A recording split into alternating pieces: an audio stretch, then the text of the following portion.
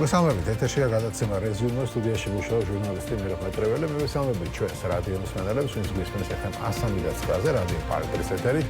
ასევე მოგესალმებით ჩვენს ტელემაყურებლებს, ვინც გვიყურებს ტელეკომპანია პალტენიუსის ეთერით. როგორც იცით, ზელენსკი ელოდება პუტინს სტამბოლში, მან თქვა, რომ ის მზად არის ჩავიდეს სტამბოლში მოლაპარაკებებისთვის, თუ პუტინიც იქნება მზად. ჯერჯერობით რუსეთის მხრიდან ამაზე პასუხი არ არის, თუმცა ევროპელი ლიდერები უკვე ცალსახად ამბობენ, რომ მათი მოთმინების ფიალად შეიძლება აივსოს და შესაბამისად თუ არ შედგება ცეცხლის შეწყვეტა, ახალი სანქციების პაკეტიც გამზადებული იქნება. რა თქვა ემანუელ მაკრონმა მაგალითად რამდენიმე წუთის წინ, რუსეთი ან სერიოზულად არის განწყობილი და მშვიდობა სურს, ან ჩვენ დამატებითი სანქციები უნდა დავაწესოთ, განაცხადა მან. საფრანგეთის პრეზიდენტის ემანუელ მაკრონის თქმით, დღეს უკრაინის პრეზიდენტთან ვლოდიმერ ზელენსკისთან და ევროპელ კოლეგებთან სატელეფონო საუბარს გამართა. ჩვენ ჩარჩოები განსაზღვრეთ და ყველაფერი ნათელია. კონკრეტულად უნდა ვიმოქმედოთ, რუსეთი ან სერიოზულად არის განწყობილი და მშვიდობა სურს, ან არ არის სერიოზულად განწყობილი და ჩვენ დამატებითი სანქციები უნდა დავაწესოთ. შეგახსენებთ, გაერთებული სამეფოს, საფრანგეთის, გერმანიის და პოლონეთის ლიდერებმა შაბათ კიევში გამართული შეხვედრის შემდეგ რუსეთს მოუწოდეს, რომ 30 დღიანი ცეცხლის შეწყვეტის შეთავაზებას დათანხმდეს, წინააღმდეგ შემთხვევაში რუსეთის პრეზიდენტს ვლადიმერ პუტინს მასიური ახალი სანქციებით დაემუქრა. ბუნებრივია, ხა ევროპა ომით ვერ დაემუქრება რუსეთს, ერთადერთი იარაღი მათ ხელში არის სანქციების გამკაცრება და კიდევ ახალი სანქციების დაწესება. რითი პასუხობს ამას პროპაგანდა? იცით თქვენ, გაავრცელა სხვადასხვა მედია საშუალებებმა, მათ შორის საზღვარგარეთაც და ბუნებრივია საქართველოში სახელმწიფო პროპაგანდისტულმა მედიებმა აიტაცეს კადრები, სადაც ჩანს, რომ მაკრონი ოპერატორის შემოსვლის დროს, როდესაც ხვდება თავის ევროპელ კოლეგებს, ერთი ხელით ჯიბეში იდებს რაღაც თეთრ საგანს მაგიდაზე, ამ კადრებს ველოდები თუ არის რომ გაუშვათ და როგორც უცხოეთში პროპაგანდისტულმა არხებმა, რუსეთში პირველ რიგში მათ შორის და საქართველოშიც სახელმწიფო პროპაგანდის არხებმა დაიწყეს პროპაგანდა იმის შესახებ, რომ თურმე მაგიდაზე იდო კოკაინის პარკი, რომელიც მაკრონმა დამალა, როდესაც ჟურნალისტები შემოვიდეს. ამაში ჩვეულებრივი ხელსახოცია, გამოყენებული ხელსახოცია, ანუ მაკრონს არ უნდოდა ეხლა მთელ სამყაროს ენახა გამოყენებული ხელსახოცი მაგიდაზე და შეინახა მარტივად რომ ვთქვა. აი ასე მუშაობს რუსული პროპაგანდა და მას აყოლილი პროპაგანდა საქართველოში სახელმწიფო პროპაგანდა. საქართველოს ხელისუფლების წარმომადგენლები კი კვლავ აგრძელებენ ევროპის წინააღმდეგ გალაშქრება, შეიძლება ასე ითქვა. შალვა პაპუაშვილი უნგრეთში იმყოფება კონფერენციაზე და იქ ამბობს ასეთ რაღაცებს. ზოგიერთი ქვეყანა ჯერ უნდა გამოიწვრთნას ჭეშმარიტ ევროპელად. თვალში საცემია, რომ ევროკავშირში არსებობს ევროპელების გარკვეული იერარქია, არადა წესით ამ საკითხზე მონოპოლია არავის არ უნდა კონდესო, განაცხადა შალვა პაპუაშვილმა. ევროპული მომავლის საერთო ხედვა არ უნდა ეფუძნებოდეს ხელოვნურად შექმნილ იდეოლოგიურ წარმონაქმნებს, არამედ ცივილიზაციურ ფასეულებებს, რომლებსაც დროის გამოსვლას გაუძლო. ევროპის მომავალზე მსჯელობა ორმხრივ მოძრაობა უნდა იყოს და არა ერთი მხრიდან მომდინარე ქადაგება იმ ღირებულებებისა, რომლებიც ევროპის მხოლოდ ნაწილს ესვით და მხოლოდ ნაწილი იზიარებსო. კიდევ ერთი განცხადება შალვა პაპუაშვილისა, დღეს საქართველოს და ბრიუსელს შორის ურთიერთობა არის პოლიტიკური კონტექსტის ტყვე, რომელიც ჩვენს რეგიონში შეიქმნა, როგორც კი ეს კონტექსტი მოიხსნება, ურთიერთობა ამ ტყვეებიდან გამოვაო. ეს არის ცნობილი ნარატივი ხელისუფლების, რომ ომის გამო ეს ყველაფერი, ომი რო დამთავრდება, ეგრევე ყველაფერი დაალაგდება. უფრო შორს მიდის გია ვოლსკი და ის გერმანიის ელჩის განცხადებას, იცით რომ ინტერპრესიოსთან ინტერვიუში გერმანიის ელჩმა განაცხადა, რომ არ იცის რა არის deep state და არც იცნობს არავის deep state-დან. გია ვოლსკიმ ასე უპასუხა გერმანიის ელჩმა, ზუსტად იცის რომ deep state არსებობს და თავადაც ჩართულია ერთ-ერთ პატარა ჭანჭიკად. მილიარდობით დახმარებას უწევენ სირიას, გერმანიაში იწვევენ მათ. ეს არის ორმაგი სტანდარტები, მიუხედავად იმისა, რომ იციან, რომ იქ უამრავი ადამიანი მოკლა ახალმა ხელისუფლებაცო, ამბობს გია ვოლსკი. ამას აკეთებენ, რათა შობადობის პრობლემა დაიძლოს. ეს არის კონკრეტული პოლიტიკური გეგმა, ამბობს გია ვოლსკი. საინტერესო მოსაზრებები ჰქონია სირიასთან დაკავშირებით. ხოლო ურთიერთობა რუსეთსა და პოლონეთს შორის კიდევ უფრო იძაბება დამოუკიდებლად უკრაინის ომისა. იცით რომ რუსეთის პრემიერ-მინისტრი გამოვიდა უკაცრავად პოლონეთის პრემიერ-მინისტრი და რუსეთი დაადანაშაულა იმაში, რომ ცეცხლის გაჩენაში ერთ-ერთ სავაჭრო ცენტრში ამის საპასუხოდ რადოსლავ სიკორსკიმ თქვა, რომ კრაკოვში რუსეთის საკონსულოს მუშაობის ნებართვასაც კი გააუქმებს და დაიხურება კრაკოვში. როგორც პოლონეთი ამბობს, რუსულმა სპეცსამსახურებამ მოაწყვეს ეს დივერსია, ეს უკვე დამტკიცებული ფაქტიაო, რამდენი ადამიანი დააკავეს კიდეც. მოკლედ, სოფლიოში და საქართველოში მიმდინარე მოვლენებზე ვისაუბრებთ დღეს გადაცემაში და ჩვენი სტუმრები იქნებიან პირველ ნაწილში გადაცემის გრიგოლ გეგელია, კოალიცია ლელო, საქართველოს ერთ-ერთი ლიდერი და გადაცემის მეორე ნაწილში გიორგი მედაშვილი, კოალიცია ცვლილებებისთვის წევრი. მოგესალმებით, გრიგოლ. მადლობა გადაცემაში მონაწილეობისთვის. პირველ რიგში დავიწყოთ ამ საერთაშორისო ვითარებით, რაც დღეს არის შექმნილი. ასე ვთქვათ, ბურთი არის რუსეთის მხარეს, გაგზავნილია მესიჯი ზელენსკის მხრიდან, ტრამპის მხრიდანაც მათ შორის, რომ ველოდებით რუსეთის პასუხს, როდის ის დათანხმდება თუ არა ამ ცეცხლის შეწყვეტას. როგორ ფიქრობ, რა ეტაპზე შევიდა ეს კონფლიქტი? შეიძლება რაღაც მოგვარების ეტაპისკენ წავიდეთ თუ ჯერ კიდევ შორია? მოგესალმებით, ჩვენს მაყურებელს, მსმენელს. მე ვფიქრობ, ჩვენ კიდევ ერთხელ ხედავთ, რომ ამერიკის შეერთებული შტატები და ევროპა უკრაინასთან ერთად დგანან სწორ ცივილიზაციურ ხაზზე. ეს არის პირველ რიგში მშვიდობის მიღწევის სურვილი, რაც ნებისმიერ ნორმალურ ადამიანს ყოველთვის ბუნებრივია აქვს. ეს არის სუვერენობის დაცულობა და საერთაშორისო წესების დაცულობის მიღწევა, այն სტაბილურობასთან, რომელიც უნდა იქნას მიღწეული და ეს არის ბუნებრივია, რა თქმა უნდა, რუსეთისთვის იმაზე მოწოდება, რომ რაც შეიძლება მალე შეწყვიტოს ცეცხლი ერთი მხრივ და მეორე მხრივ დაждდეს მოლაპარაკების მაგიდასთან, სადაც მას მოუწევს დათანხმება მთელ რიგ შეთანხმებებთან. ეს არის პირობა, რომელსაც ამერიკის შეერთებული შტატებიც ემხრობა, ევროპული კავშირიც ემხრობა და რა თქმა უნდა უკრაინა ემხრობა და ემხრობა. რატომ ვიწყებ ამით? იმიტომ რომ ქართული ოცნების პროპაგანდა ბოლო დროის განმავლობაში განსაკუთრებით და გამორჩეულად აქტიურად გვიმტკიცებდა, რომ ტრამპმა შეცვალა მთელი ცივილიზებული მსოფლიო დღის წესრიგი, რომ ტრამპმა მიატოვა უკრაინა, ამერიკა აღარ აწვდის სადაზვერვო ინფორმაციას და ერთი დღე იყო ეგეთი, ხო? ერთი დღე იყო, როდესაც ამერიკამ პოლიტიკური მიზნით არ მიაწოდა სადაზვერვო ოპერატიული ინფორმაცია, ხო, უკრაინას. ერთადერთი დღე იყო ასეთი, სხვა არ ყოფილა, ისიც სულ სხვა კონტექსტში იყო, მინერალების შეთანხმება უკვე შედგა და მოეწერა ხელი.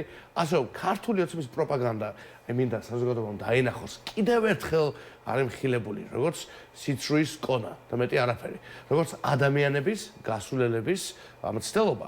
მაშინ როდესაც ჩვენ ვხედავთ ფაქტის დონეზე, რომ აშშ, ევროპა და უკრაინა დგანან ერთად, არიან მტკიცე და არიან, რა თქმა უნდა, რამდენიმე ასეულჯერ უფრო ძლიერი, ვიდრე არის რუსეთის ფედერაცია თავისი დაჟანგული, ესე იგი, ტექნიკით და დამშეული ჯარით.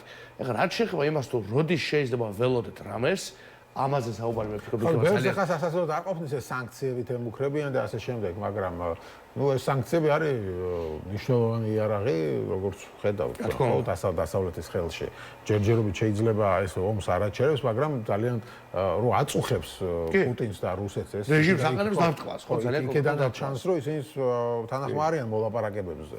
ხო, წინაღარ შემთხვევაში არ იქნებოდა რუსეთი თანახმა მოლაპარაკებებზე, იტყოდა, რომ არანაირი მოლაპარაკება მივდივარ ბოლომდე. არა, ნუ ამას არ რუსეთს სივრცეში არ აქვს დიდი არჩევანი და არც კარგად არ აქვს საქმე.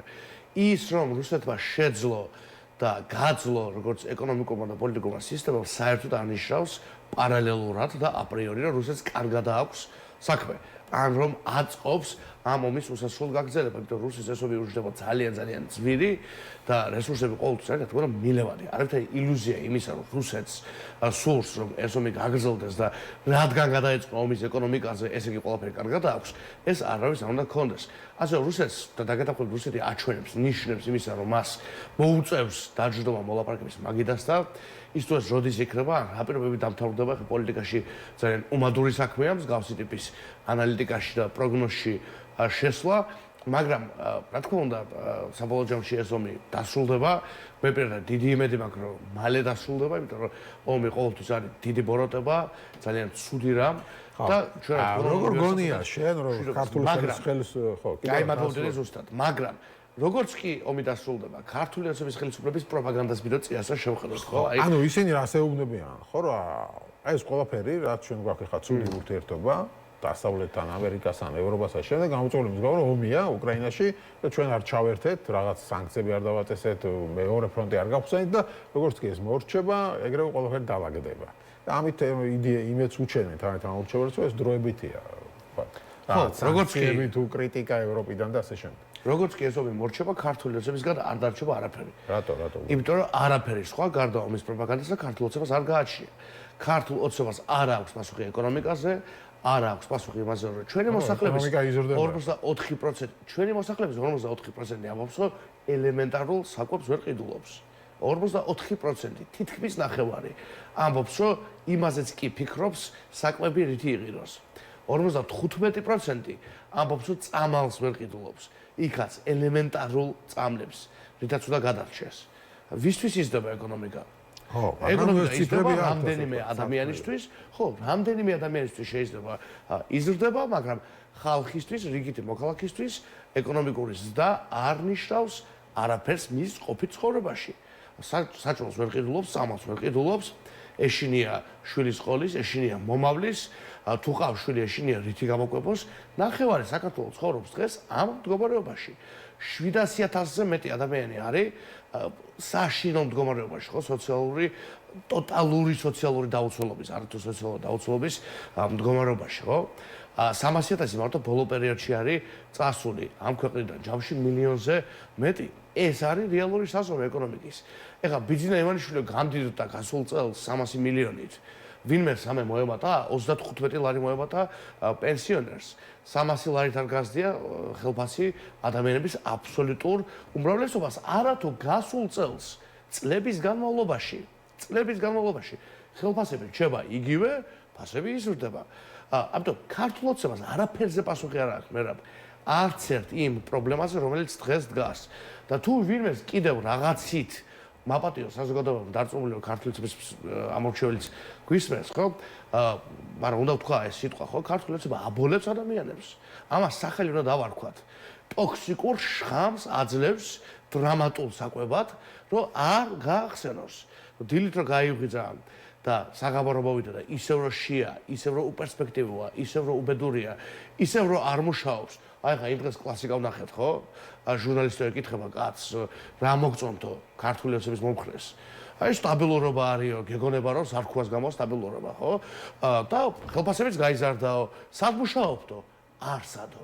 აი ეს არის ის ტრაგიკომედია, უფრო ტრაგედია. ყვაყოფილია და რა გია. რომელშიც რასერჩი ყვაყოფილია. აი ამაშია საქმე, ყვაყოფილი კი არა, პროპაგანდის სკორპლია. არც კი ესმის როგორ იყენებენ, როგორც მართლა მასალას. აი როგორც ხორცს ისე იყენებენ, როგორც სტატისტიკას იყენებენ, რომ მე მოიყვანონ რომელიღაც არჩევნებზე და გააფერადობინონ ნომერი 51 და ის კაცი დარჩება აი პერსპექტივის მდგომარეობაში სულ მანამ სანამ არ შევსვით ამ ხელისუფლებას. ყოველი მეხუთე ბავშვი შიმშილობს ქვეყანაში წლებია. და ამ დროს 26 ოქტომბრიდან გასული წლის ერთ-ერთი დეპუტატი 44 მილიონით გამდიდრდა. ეს ფაქტია, ხო? 44 მილიონი აქვს მიღებული სახელმწიფო ტენდერებიდან. ერთ-ერთი ვიდეოში ამხდა ერთ-ერთი პროპაგანდისტული არხის ხელისუფლების მთელი სიუჟეტი მის შესახებ, რომ როგორ კარგად იზრდება, ну ციფრებში ეს 100-ია და ვერ გავიქცევით ამას, საქართველოს ეკონომიკა და როგორ კრიზისშია ევროპა და ევროკავშირი და იქ იყო ახლა ეს ფრაზა, რომ იმის გამო, რომ თვითონ წაახალისეს ომი უკრაინაში რაღაცა. ევროპა გამო არის უკრაინაში ომის წახალისება. ანუ აი აქ ამაზეც კი მიდიან, რომ ევროპა გამოყავს სახელმწიფო პროპაგანდას რუსეთში ომის გამჩაღება, უკრაინაში ომის გამჩაღება. ანუ რუსეთი კი არა, არამედ ევროპა იმის გამო, რომ თურმე წაახალისა, რადგან უკრაინას უთხრა, რომ შენ თუ გინდა ხარ რუსეთს თავის დახსნა, მე დაგეხმარები. და შენს მხარეს ვიქნები. ანუ თურმე ევროპას უნდა ეთქვა, რომ არა, შენ უნდა დარჩე რუსეთის მონად და შენ თუ რაც არ უნდა გინდოდეს იმისგან თავის დახსნა რუსეთისგან, მონა უნდა იყო და ამ შემთხვევაში იქნებოდა კარგი ევროპა. არ წაახალისებდა ომს და ეხლა რადგან უთხრა დაგეხმარები, ესე იგი ომს ახალისებს. აი ამას გვეუბნება იმედი, თავარი პროპაგანდისტული რუპორი და ნუ პლუს იმას, რომ ეკონომიკა იქ არის კრიზისში და ჩვენთან არის ერთად იზრდება. კი ბატონო, ერთი ეგ და მეორე და კიდევ უფრო მარტივი და ბანალური როგორც თელი პროპაგანდას პასუხობს, ასაც ჩვენ საზოგადოებას ეუბნებიან ხოლმე, რომ ზელენსკის შეეძლო ომის თავიდან არიდება. მინდა ყველა შევახსენოთ და გადაამოწმოთ ეს ფაქტი. ომის დაწყების წინა საღამოს ომი დაიწყო გამთელის ღამე და გამთენისას, ხო? წინა საღამოს და ყველა შეუძლია შეამოწმოს. ვოლოდიმირ ზელენსკი კიდევ ერთ შეთავაზებას აკეთებდა და ამბობდა რომ მოდით დავსხდეთ მაგიდასთან. ხო, წინა საღამოს მეტი რა უნდა გააკეთებინა ზელენსკის. აი ვიმეორებ მეოთხედ, მე მგონი წინა საღამოს დამარცხლით ვამბობ. ზელენსკი კიდევ ერთხელ სთავაზობდა ყველა მხარეს, რა ყველაფერს რუსეთის ფედერაციასო დამსხდარიყვნენ მოლაპარაკების მაგიდასთან. ევროპის ლიდერები განსხვავებით ქოცებისგან და ჰეზბოლასგან ყველანი იყვნენ ჩასული კიევში და ყველანი ამბობდნენ რომ ომი არ უნდა დაიწყოს. მე თვითონ სხვადასხვა ვიყავი კიევში ომამდე. ძალიან კარგად მახსოვს ის კვირები, ყველა ნიუსი მახსოვს, იქაური განწყობა მახსოვს. იქ იყო მთელი მსოფლიო ჩასული იმისათვის, რომ ეთქვა რუსეთისთვის არ დაიწყო ომი. ამაზე სამშვიდობო რამე არის? არა, ანუ აქვს საუბარები შესახებ, და ვისთან მეგობრობს? დასავლეთს უნდა ეთქვა უკრაინისთვის, რომ არც ევროკავშირში მიგიღებთ, არც ნატოში მიგიღებთ, იყავი რუსეთთან. და ამ შემთხვევაში არ იქნებოდა ომი. აი ეგ იგულისხმება რეალურად. ხო, ეს ნიშნავს, რომ ესე იგი ცივილიზებულ მსოფლიოს უნდა ეთქვა, აი ქართველი რომ მაგას იტყვის, იმის ქართობას აუთხარი, სხვანაირად ვეღარ ვაფასებ. ეს ნიშნავს, რომ 90-იანებიდან რაც გჭირს, ჩვენ ქართველებს გადავდოდეს უკრაინა გვერდით, ხო? აი დავფიქრდეთ წამით, ერთხელ მაინც ჩვენ თვითონ აი ხო არ შემო სოციალურად გლუვი ვიყოთ ჩვენივე თავზე. დავფიქრდეთ სად ვართ, რა გჭირს 90-იანი წლებიდან, ხო? აი ქართველი რო იტყვის, რომ სოფლიოს უნდა ეთქვა უკრაინისთვის, რომ მოდი გაქრიო, როგორც ერიო, ხო? არ უნდა იყოს დაცული, არ უნდა კონდეს სუვერენიტეტი, არ უნდა კონდეს დამოუკიდებლობა, არ უნდა კონდეს თავისუფლება და არც იმის გადაწყვეტის უნარი არ უნდა კონდეს. როგორ იცხოვრო რა პირობებში? აი ქართველი ამას რომ მიემხრობა, ის არ არის ქართველი დიდი ბოდიში. და ქართველს გენში აქვს რომ თქვას, რომ მე ვარ ძირეერი, მაგრამ ვარსებობ, ამაყიერი ვარ, ძალიან ბევრი რაღაც შემიქმნია, ფანტასტიკური კულტურა მაქვს, ძალიან მაგარი ღვინო მაქვს, ძალიან ძველი პირველი ქრისტიანული, ესე იგი, აკვანი ვარ, ხო, ცივილიზაციური, ხო? ძალიან დიდი მიღწევის ერი ვართ. და რა უნდა გვეთქვა ახლა? აი რუსული ყმედობის ყოველ და ყოველ უნდა გვეთქვა, რომ იცი რა, არა უნდა გადავშენდეთ, იმიტომ რომ რუსეთს ასე სურს, 300-ზე მეტი წელია. ანუ მათივე ლოგიკით, ქოცური ლოგიკით, უბრალოდ ქოცური ულოგიკობით, და ქოცი და ლოგიკა ერთმანეთთან არის აბსოლუტურად აცდენილი, 100 ლოგიკასთან არავინ არ არის, როგორც ნამდვილი ქოცი. არა დაშინებული ადამიანი, არამედ ნამდვილი ქოცი, ხო? აი, რომ გონია, რომ იდეურად სწორია. რაშია სწორი? ვერც ერთ ფაქტს ვერ მოგიყვანს ვერაფერს. ვერც ერთი სტატისტიკით ვერ ამაგრებს, ვერც ერთ არგუმენტს. ამიტომ არის 6 წელია გაგვირბიან დებატებიდან. 6 წელია, თუ უკვე 7 დებატში არ მინახავს ქოცი. რატო? იმიტომ რომ კატასტროფულ მარცხს განიცდიან ხოლმე, არაფერზე პასუხი არ აქვთ. და თუ აქვთ, ნებისმიერი ქოცი გამოვიდეს და დაждდეს იმედზე, თუ გნებავთ. თუ გეტაგერ ზიურში, აგორას პრინციპით, ამფითეატრში, სადაც უნდათ, ყველგან გავანადგურებთ პოლიტიკური თვალსაზრისით. და ამიტომ არიან ჩინგვებში დამალული და თავის ამომრჩეველს რაღაცა მითებს აჭმევენ, ხო? რატო? იმიტომ რომ საჭმელს ვერ აჭმევენ, ხო? ეკონომიკა ვერ გადავიქარეს. კიდევ ერთი საკითხი რა. ქვეყანა წინ ვერ წაიყვანეს და ეს ომი და სისულელე. აი კიდევ მე რა თქვენ ამბობთ უცებ ვიკითხავ. ლატვიაში არის ომი? ლიტვაში არის ომი? ესტონეთში არის ომი? კარგი, ეს კიდევ ნატოს ქვეყნებია. აქეთ მოლდოვაში არის ომი? არა. მოლდოვა რო შეუერთა სანქციების მეტ ნაწილს, რატო არ არის ომი მოლდოვაში? მოლდოვა არ არის არც ევროპული კავშირი, არც ნატო, საქართველოს განუზომლად უფრო პატარა არის, უფრო სუსტიც. ხო? ხო, ანუ მეორე კითხვა არის, რატო მისცეს მოლდოვას კანდიდატის ასვლას ჩვენ არ მოგცეს? იმიტომ ნაცვლად რეგვენი გონებიან რომ იმიტომ არ მოგცეს რომ ომში არ ჩავერთოთ. არა? მოლდოვაც არ ჩაერთო. რატო მისცეს? ხო, იმიტომ რომ ადეკვატური ხალხი მართავს, უფრო ნორმალური, წესიერი ხალხი და ჩვენ გვართავს ერთმანეთზე უფრო შულერი, ყველაფრის მკადრებელი და სამწუხაროდ მათი უმრავლესობა რეგვენი, მათი უმრავლესობა ასეთია, ხო? რეგვენი საზოგადოება, აღზევებული ბრიყვები. აი კიდევ მე რომ დაიწყებენ აი ესეც სულ მახსენდება ხოლმე, ხო? მოლდოვა და გეოპოლიტიკა წამით გვერდით იყოს. აი ტრადიციაზე საუბარს და ქართველი ასე უნდა იქცეოდეს ქართველი კაცი გაგიგიათ რომ წუწუნებდეს.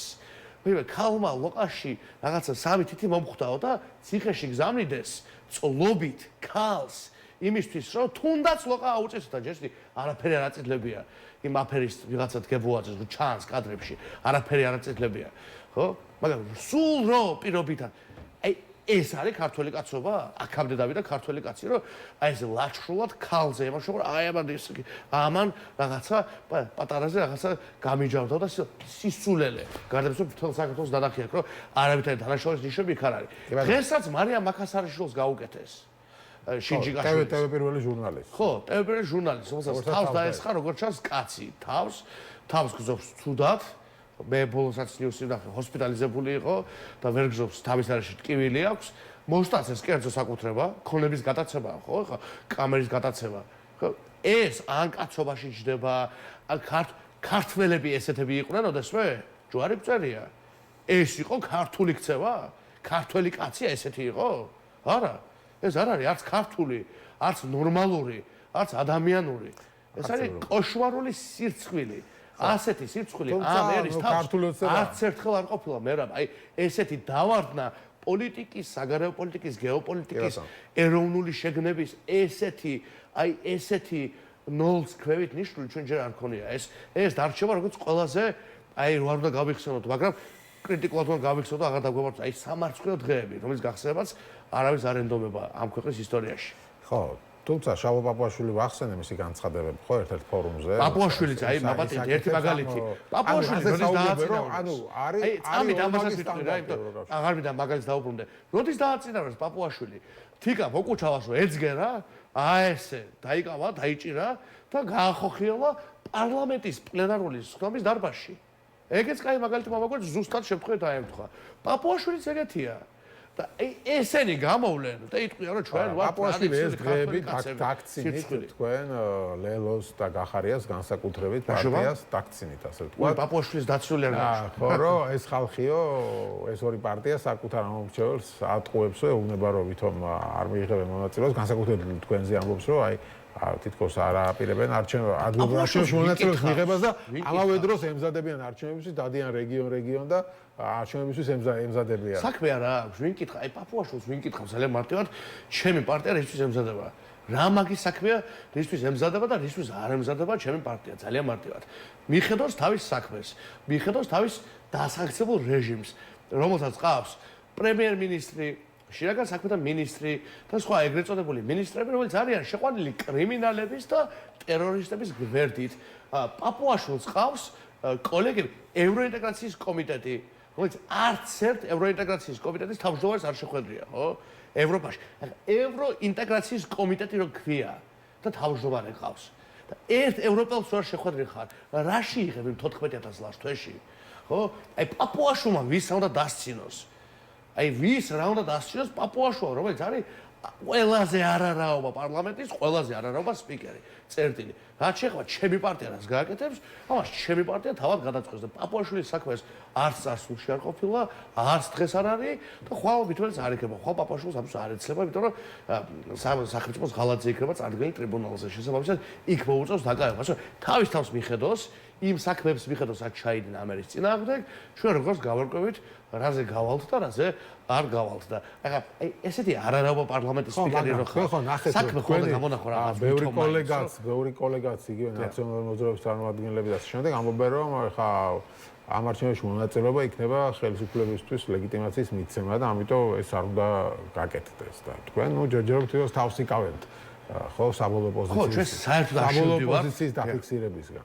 ეს გახდა ხა ოპოზიციის მხრიდანაც კრიტიკის მიზეზი. ხო, ჩვენ საერთოდ არ შევდივართ ამ თემის განხილვაში. მე მგონია მე თავდაპირველად ვამბობდი გულწრფელად და ახლა ამას ვზევარ რომ ფუნდამენტურად ცდარი იყო და არის ამ საკითხის წამოწევა იანვარში, თებერვალში, შედარებით ოქტომბერში არის არჩევნები. მე მგონია რომ სამწუხაროდ ამან ხელი შეუწყო ივანიშვილის პროპაგანდას, თუმცა ზოგმა კოლეგამ ასე არ ჩათვალა ოპოზიციაში ეს მათი გადასაწყვეტია, მათი დღის წესრიგია. მე ეს მგონია შეცდომა და ვამბობ ღიად, რომ იანვარში ამ თემის წამოწევა იყო ფუნდამენტურად ცდარი რამ, მას შედარებით მთელი ქვეყნის გამაერთიანებელი ლოზუნგი იყო და რჩება კიდევაც ახალი საპარლამენტო არჩევნები და იმ 52 ადამიანის გამოშვება, რომელიც აბსოლუტურად ტყუილად იმყოფება დღეს ტყვეობაში. ანუ ამ ფონზე ეს არაფერი არ შეიცვლება რა აზრი აქვს, ხო? არც პატივებს გამოუშვებენ, არც რამეს შეცვლიან, არც იმას აღიარებენ, რომ ახალი არჩევნები და ჩატარდეს, რა აზრი აქვს ამ ადგილობრივ არჩევნებში მონაწილეობის მიღებას? ანუ რატო ვერ წყვით, ვიღებთ საბოლოო გადაწყვეტილებას? ნახეთ, მე არ ვიცი რა კონტექსტი იქნება, როდესაც მოგვიწევს საბოლოოდ გადაწყვეტილების მიღება ამ თემაზე.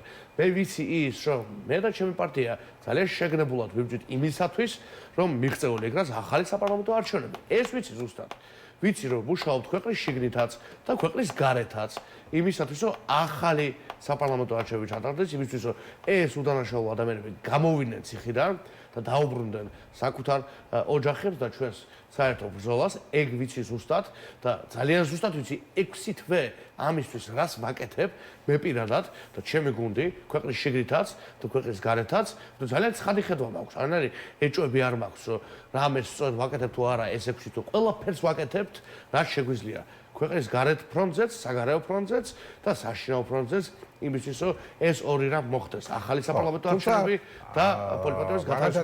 დანარჩენი არავინ არ იცის პროცესის წარმატება. ჩვენი ერთი მაყურებელი პირიქით ეკითხება, კითხე გრიგოლს, რა აზრი აქვს ბოიკოტს არჩევნებზე, როცა მინიმუმ 4-5 ოპოზიციური პარტია გამოვაგდება და მიიღებს მონაწილეობას არჩევნებში და მის ხმებს სხვა წაიღებს თუ მონაწილეობას არ მიიღებენ. ხო, ამას რას ვუყურებ? ნახეთ, ობიექტურ არგუმენტებს. მეორე მხარედან არის შეკითხვა, ასე ვთქვა. კი ბატონო, ობიექტურ არგუმენტებს თუ შევხედავთ, ხო? აი, თუ პოლიტიკური კონტექსტის გარეშე და ემოციის გარეშე, უბრალოდ თუ ჩამოვწერთ, კი რა არა. ყველა მხარეს არის არგუმენტები, ხო? ობიექტურად არის ძალიან წონადი არგუმენტები ყველა მხარეს, მაგრამ მთავარი არის პოლიტიკური მომენტი, პოლიტიკური სიტუაცია. აი, პოლიტიკური სიტუაცია და კონტექსტი ზომავს ყველაფერს. ჩემი აზრით, ზოგადად პოლიტიკურ ცხოვრებაში ასეა, ნებისმიერ ქვეყანაში და ასეა ჩვენთანაც და მით უმეტეს ასეთ გრძნობიარე მომენტში, როდესაც ადამიანები არიან ტყვეობაში, როცა კონსტიტუცია არის მიტაცებული, როცა უბრალოდ განუკითხაობაა, ხო? არ ჭირდება ჩემი შეხება საზოგადოებას. განუკითხაობაში ვართ, ხო? ჩვენ ხო ყველა სინამდვილეში ვიცით, რომ ესე არ უნდა ცხოვრობდეს. აქ ეხა აღარ მაქვს საუბარი შიმშილზე და გაჭირვებაზე და ასე შემდეგ, ხო? აი ამ სიტუაციაში რო არ უნდა ვიყოთ კარგ შემთხვევაში, ჩვენ ხო ეს ვიცით, ხო? არც კრიმინალური ვითარება, არც დემოგრაფიული ვითარება, არც განწყობა ქუჩებში, არც ხალისი არ გავართ ერს, რომელიც სწორ გზაზეა. ეს ხო ყველამ კარგად იცის. და ახედან გამოსავალი არის ახალი საპარლამენტო არჩევნები. ამიტომ ამ კითხვას არ გავურბივარ, ამიტომ ნახეთ პოლიტიკური მომენტი და მისი შინაარსი ადგენს რა არის, სწორი და რა არა. ამიტომ ვამბობდი და ვამბობ, რომ იანვარში ვერ დაადგენ ოქტომბრის ამბავს. მოვიდა უკვე მაისია. ეხლა უკვე მაისია. კი ბატონო, ეხლა სხვა თემა, მაგრამ ეგ თემა შევიდა იანვარში. მაინც არ გაქვს პასუხი ამ. შევიდა იანვარში. ეხლა უკვე მაისში, ივნისში ძალიან კაფე პასუხები რომ დაფიქსირდეს და დაფიქსირდება ყველა მხრიდან, ბუნებრივია. გასაგებია. მადლობა დიდი, გრიგოლ გეგელია იყო ჩვენი სტუმარი, კოალიცია ლელო დლერი საქართველოს წევრი, გადაცემის შემდეგ როგორც გითხარით, გიორგი მედაშვილი, კოალიცია ცვლილებებისთვის წევრი შემოგვიერთება, ასე რომ დაგვრჩებით.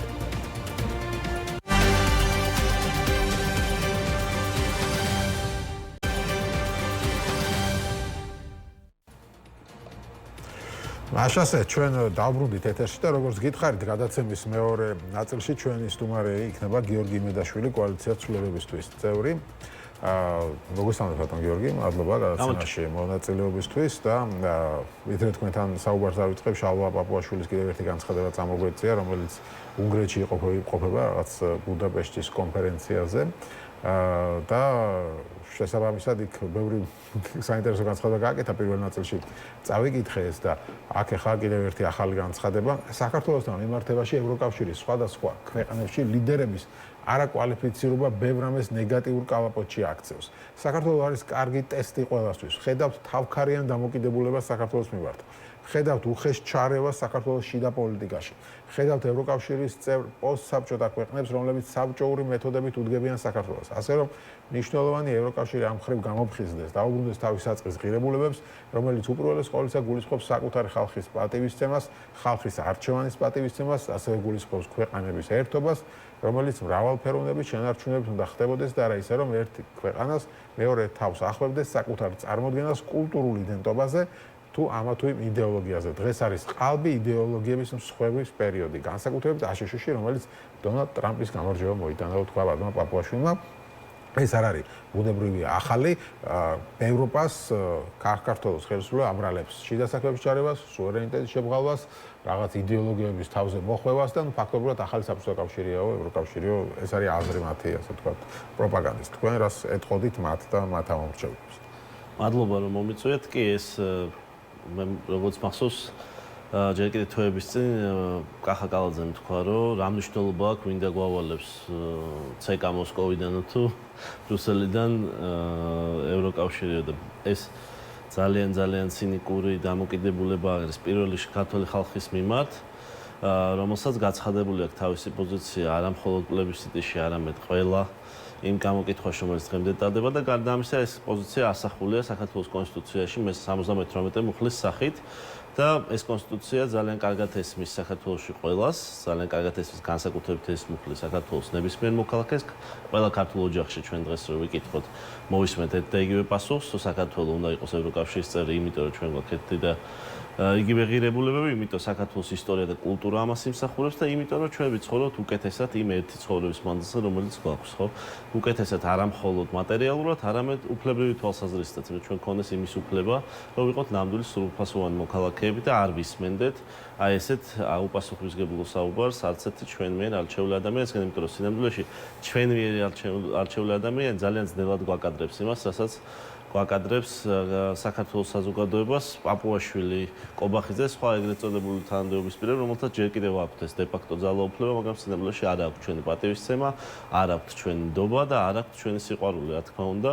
და ეს აუცილებლად იქნება ხარდამჭერები, რომლებიც მიყვებიან ამ ეს მათ ხარდამჭერების არსებობა, რა თქმა უნდა, საინტერესოა თავის მხრივ და საინტერესო ფენომენია, თუმცა მათ ხარდამჭერების რაოდენობა არ არის იმდენი, რამდენადაც საკმარისი შეიძლება იყოს ქვეყანაში დემოკრატიული ხელისუფლების ჩამოსაყალიბებლად. სწორედ ამიტომ მოვიხსენებთ მათ ეგრეთ წოდებულ ხელისუფლებას და სწორედ ამიტომ დგას მათ ლეგიტიმაცია ამ ხელა ეჭვის ქვეშ, არა მხოლოდ ამიერკავკასიაში, რაზეც უკვე ბევრი საუბრობს, არამედ უბრალოდ არ არსებობს მათ ლეგიტიმაცია დასავლური დემოკრატიებისთვის და ამ შემთხვევაში ერთადერთი მათი საყრდენი ეს არის ბიზნა ივანიშვილი, რომელიც არის მათი რეალური ამომრჩეველი, მან აირჩია ეს ხალხი და რაღაცნაირად მან მოგვახვია თავს და სწორედ ამიტომ სწორედ მასთან რაღაცნაირად ანგარიშვალდებულად თვლიან ეს ადამიანები თავს, თუმცა რაც უნდა რიხიანი განცხადებები გააკეთონ. ჩვენ გვახსოვს ირაკლი ღარიბაშვილი, ჩვენ გვახსოვს გრიგოლ ლილუაშვილი და ყველა ის ადამიანები, რომლებიც ძალიან დიდი რიხით ჟღერდნენ ხოლმე ძალიან ცოტა ხნის წინ, მაგრამ სინამდვილეში ვნახეთ, რომ ბიზნა ივანიშვილის სისტემაში, მის ძალაუფლებრივ სისტემაში არის სერიოზული რღვევა.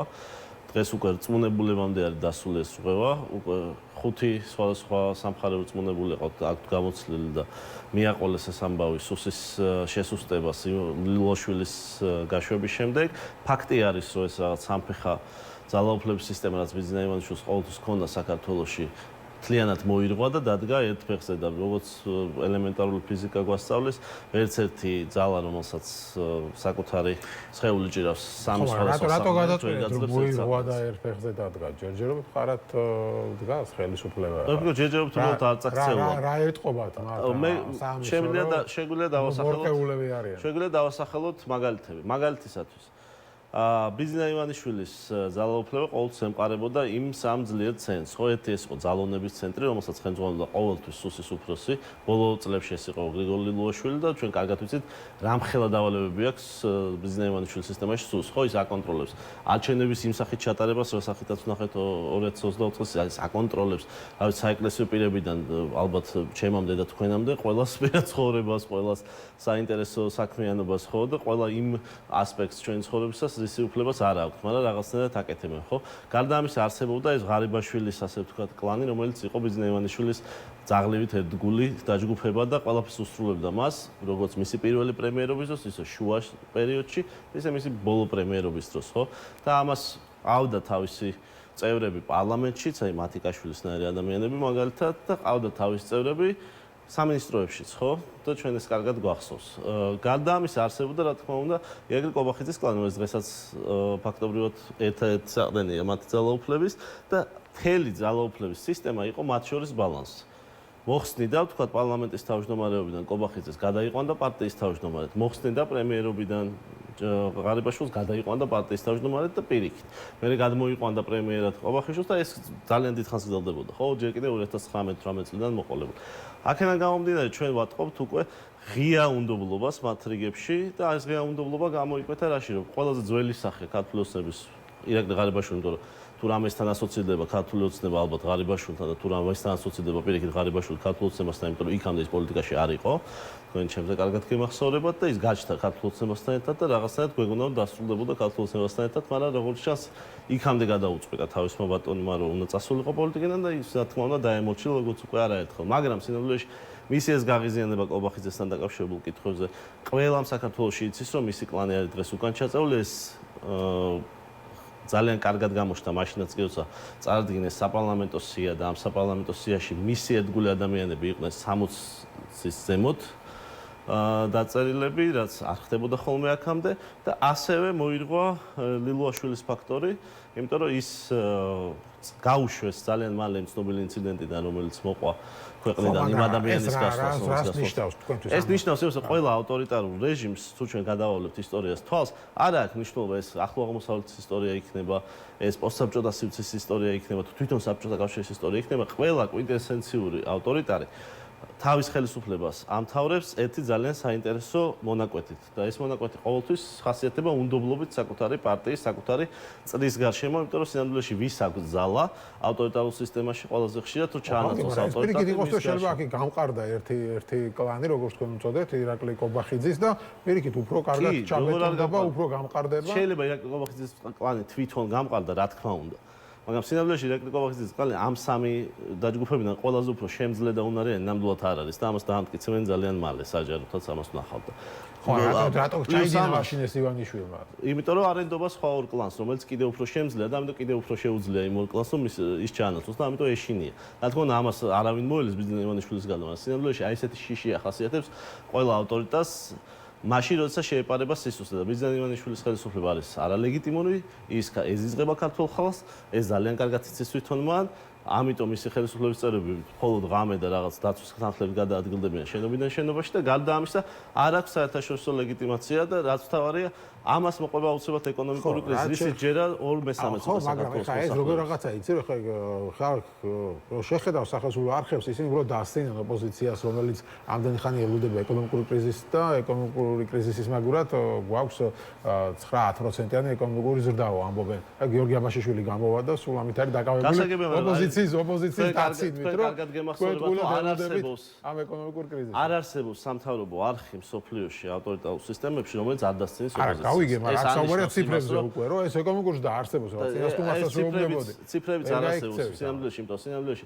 გამოქვეყნდა კიდევაც ხო კლევა, სადაც 2/3 საქართველოს მოსახლეობის წევრი ადამიანი, ჩვეულებრივი ქართველი ამბობს, რომ მას უკვე აქვს ნიშნები ეკონომიკური კრიზისი და მას აქვს დიდი მოლოდინი ეკონომიკური კრიზისი და როდესაც ხდება ამ ხელა მოლოდინი. სწორედ, რომ აგერ ეს სინამდვილეში ამბობენ, რომ ეს არის პროპაგანდა. მესმის ნეგატიური მოლოდინი. სინამდვილეში როდესაც დასცინიან ნეგატიური მოლოდინი, შენ დასცინიან იმ ადამიანებს, რომლებიც ყოველდღე მიდიან მაღაზიებში და ყიდულობენ სამჯერ გაძვირებულ ლიმონს მაგალითად, რომელმაც მე მგონი ყველანაირი რეკორდი მოხსნა, ამასთან ვკითხულობდი სტატისტიკას და მე მგონი ასეთი გაძვირებული ლიმონი არასდროს ასად არ ყოფილა საქართველოში ვარი დღეს და ეს ხო არ არის ერთი კონკრეტული პროდუქტი, არა? ეს ძალიან დასცინიან იმ ადამიანებს, ვისაც სინამდვილეში უჭირთ ამ პროდუქტების ყიდვა და ასეთი ასობით ათასი არის საქართველოს და ჩვენ ეს ძალიან კარგად ვიცით. ერთი ქუჩაში გავლა უნდა იმას, რომ ადამიანმა ეს დაინახოს და როდესაც ადამიანს იმ რეალობის მიმართ, რომელსაც ყოველდღე ეჯახება უჩენ აი ასეთ დამამცირებელ და დამცინავ დამოკიდებულებას, ეს აუცილებლად ცუდად მოუბრუნდება ამ ხალხს და დამთავრდება მათი ხელისუფლებიდან გაშვებით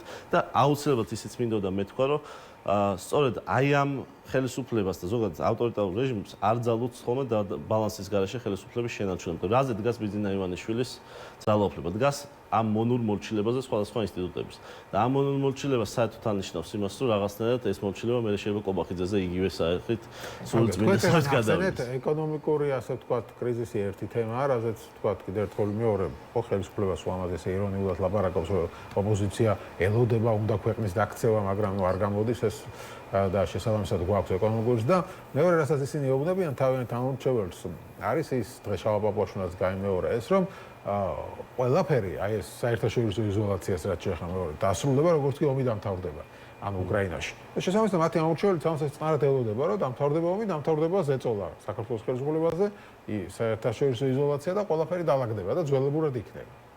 სოფლიოში სულ არის რაღაც დაპირისპირება და ჩვენ თუ თავს საუბარია რუსეთ-უკრაინის ომზე. ცხადეთ, ჩვენ თუ თავს დავიტყუებთ იმ წარმოდგენებით, რაც სოფლიოზე შეიძლება შეგვიქმნას რომელიმე რუსულმა არხმა ან რომელიმე TV იმედის გადაცემამ, ხო?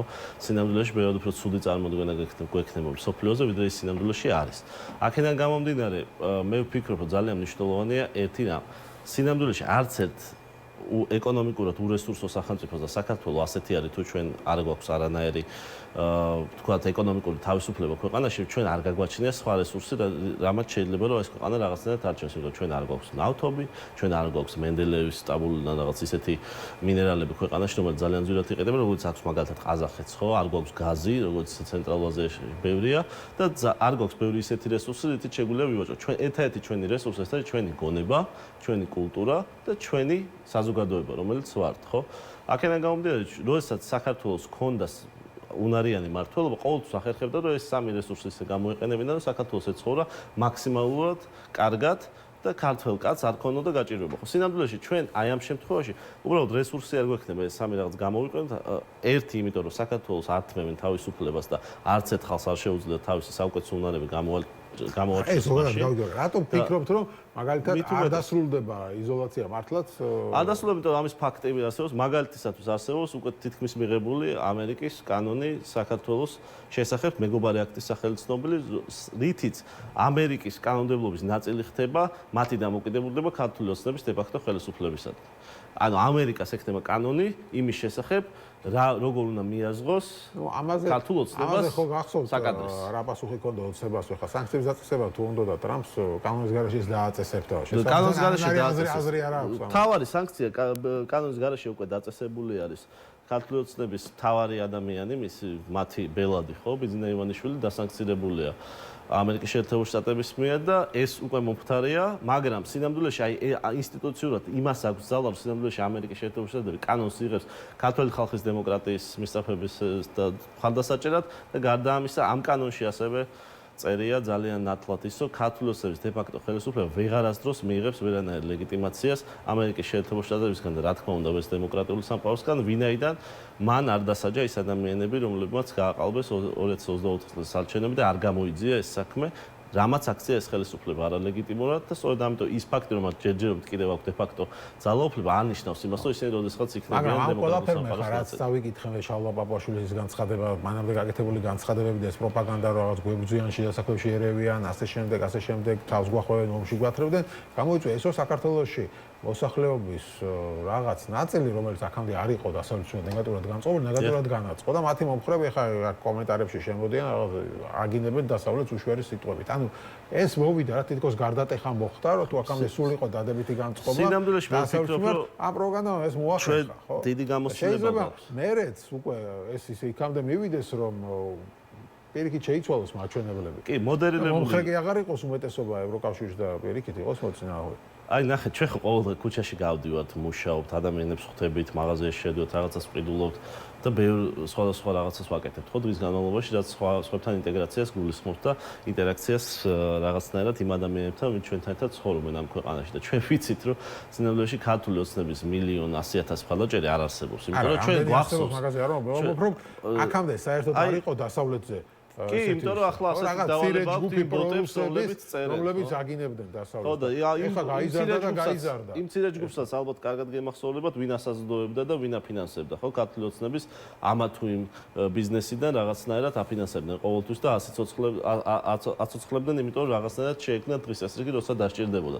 რაც შეეხება ამ რეალობასთან შეუსაბამობას, მათ აქვთ ძალიან დიდი რაოდენობით ეს ბოტ რაღაც განწყობების ასე ვთქვათ манипуляციებისთვის შექმნილი ეს ბოტ ქარხნები, ეგრეთ წოდებული, სადაც ადამიანები აბევრებენ საზოგადოებას მოდელირებული რეალობის შესაქმნელად და ეს არ არის არავისთვის დასამალი. ხო, რატო აღძრეს საქმეები ეთობუზიაშვილის და სოფო გელოვას წინააღმდეგ, იმიტომ აღძრეს, რომ მათ ასობით ათასი ესეთი ბოტი Facebook-ს გააუქმებინეს, ხო და გამწარდა ქართული ოცნება და ეს არაპატია. ბოტებს იქეთაც ვამბობ. აქედან ბოტებს იქეთ არიან ადამიანების გაჩნდა. ბოტებს ვინც აი შეიძლება გულში ფიქრობდა, მაგრამ აქამდე ვერ ამბობდა, იმიტომ ტრენდი არ იყო. ტრენდი არ იყო, მაგრამ ყოველთვის იყო საქართველოში. დასავლეთის გინევა. ყოველთვის იყო საქართველოში რაღაც 5-10% ადამიანებს, რომლებსაც ეს განწყობა ქონათ, მათ არასდროს შეშინებიათ ამ აზრის დაფიქსირების, ისევე როგორც მეორე 85%-ს არასდროს შეშინებიათ თავისი აზრის დაფიქსირების, რომელიც ყოველთვის იყო პროევროპული. მე ვფიქრობ, რომ ეს განწყობა გენერირდება აი ამ ბოტ ქარხნებისგან, რომელიც სინამდვილეში არის ქართული ოცნების ოფისიდან პირდაპირ წამოსული მესეჯები და რისი თქმაც მინდა აუცილებლად არის ისიც, რომ სინამდვილეში ასევე არსებობს რაღაც გარკვეული რაოდენობა ხალხი, ვისაც ჯერა, რომ ქართული ოცნების გარეშე ის უბრალოდ ჭიერი დარჩებათ იმის გამო, რომ სინამდვილეში აი ეს ქართული ოცნება მას რაღაც სოციალურ პროგრამებით აშანტაჟებს ან ასე შემდეგ, ხო, ეს არჩევნების წინ ხდება. სინამდვილეში ამხავს უნდა უთხრათ, რომ როცა ევროკავშირის წევრები გავხდებით, არასდროს არავის საქართველოში აღარ მოუწევს რაღაცნაირად ვალში ჩავარდეს რომელიმე ხელისუფლების და ამის გამო ესეთი რაღაცები იკადროს. ბოლოს ადგილობრივ არჩევნებზე მინდა კითხოთ, ეხლა წინაპა სტუმარი ლელოს წარმოადგენა, ისინი ამბობენ, რომ ნაადრევი ამაზე საუბარი. ჯერ და სისულელია ეხლა ილაპარაკო არჩევნებზე ადრეა. თქვენმა პარტიამ უკვე ეს დააფიქსირა პოზიცია. რას უპასუხებთ ამ არგუმენტს, რომ ადრეა, ორი პარტია ამბობს, რომ ადრეა და ჯერ არ არის საჭირო ამაზე საუბარი, ეს ხელისუფლების შემოგდებული თემაა და არ უნდა აყოლოდით, ასე თქვა. მე ვფიქრობ, რომ არასდროს ადრე არ არის ჩვენი პოლიტიკური პოზიციის გაცხადება საქართველოს მოსახლეობისთვის, ჩვენი ამომრჩევლებისთვის, იმ ადამიანებისთვის, ვისაც აინტერესებს საქართველოს პოლიტიკური პროცესი და ვინც კითხვებს სვავს. ზოგადად მე ვფიქრობ, რომ არ შეიძლება პოლიტიკური პროცესის შესახებ რომელიმე პოლიტიკური პარტიის პოზიცია რაღაცნაირად კარგი იყოს ხელისუფლებისთვის, თუ თვითონ პოზიცია არ არის კარგი ხელისუფლების. რომელიმე პოზიციის გაჟღერება არ შეიძლება ჩვენ ჩაგვაგდოს უარეს მდგომარეობაში, თვითონ ეს პოზიცია არ არის. ანუ წინასწარ იზღუდავ თავად მანევრირების საშუალებას და რატო? მე არ ვფიქრობ, რა მანევრირება არის საჭირო იმასთან დაკავშირებით, რომ ჩვენ არ ვაპირებთ ამ ხელისუფლებისთვის ლეგიტიმაციის მიცემას. რა მანევრირება არის ამასთან დაკავშირებით საჭირო, როცა ამ ხელისუფლებას ლეგიტიმაციას არ აძლევს ამერიკის შეერთებული შტატები და ევროკავშირი და არც ერთი დემოკრატიული ქვეყანა, მათ შორის დიდი ბრიტანეთი, რომელმაც არაერთი ადამიანი დაასანქცირა, ხო და დიდი ბრიტანეთის სანქციის წყალობით დღეს მორუსიძე მაგალითად ბარათით ვერაფერს ყიდულობს, ხო? სინამდვილეში აი არაფერი მანევრირება ამასთან დაკავშირებით ჩვენ არ გვჭირდება. ჩვენ ძალიან კარგად ვიცით რა.